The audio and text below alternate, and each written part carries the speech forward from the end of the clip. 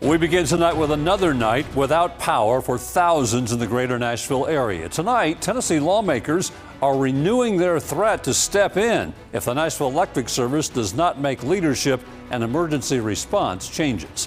Good evening and welcome to News 2 at 6. I'm Bob Mueller. Lawmakers say they may take over the utility company if the mayor and Metro government do not act. State Capitol reporter Tori Gessner explains. When the lights went out in Tennessee, frustration lit up. This one has taken longer to get the power restored than the tornadoes or the ice storm of 1994. Nashville Electric Service, starting with around 80 linemen, responding to, at its peak, 230,000 people in the dark.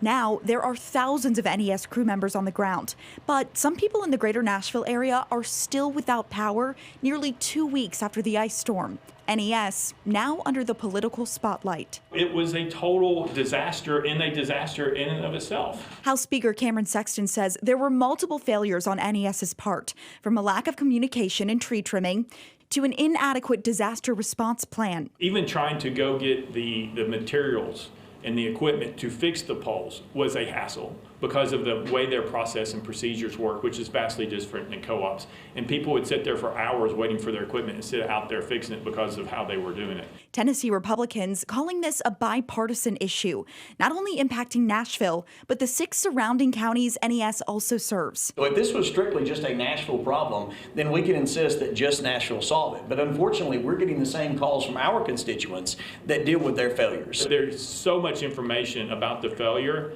At some point, they're going to have to make a decision, and if they're unwilling to make that change, then we'll be willing to do it. The Republican supermajority says they've already filed caption bills, which they can amend to give them multiple intervention options if Metro doesn't act, from forcing NES into a co-op to firing its leadership. Nashville Mayor Freddie O'Connell says there are a lot of discussions at the Capitol that never come to fruition, but he's paying attention to this one.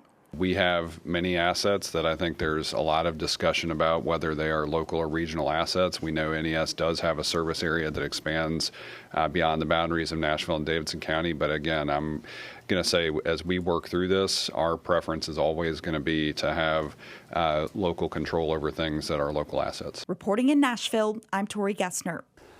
House Speaker Cameron Sexton says Republicans will hold another meeting with Mayor O'Connell tonight. They credit the linemen who are still on the ground out in the cold working to restore power.